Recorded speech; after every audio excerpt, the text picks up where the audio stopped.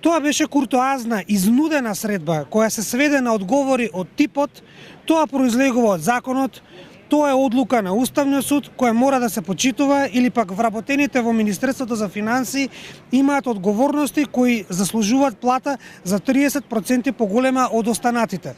Со други зборови, решение за проблемот на 190 вработени во секторот за култура нема.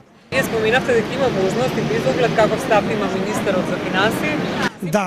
Да, владата има механизам, законски механизам да донесе одлука со кој што може да го заложи Министерството за финансии да ги дообезбеди потребните средства или да ги пренамени од други средства кои што се слободни нема да бидат искористени. Со одлука со прераспределба согласно закон за извршување на буџетот.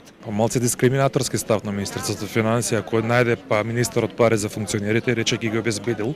Прашањето е како ги обезбедил и зашто не може да обезбеди пари за вработени. Мислам дека начинот е многу лесен моментално, да нема дискриминација на плати меѓу функционери и вработени.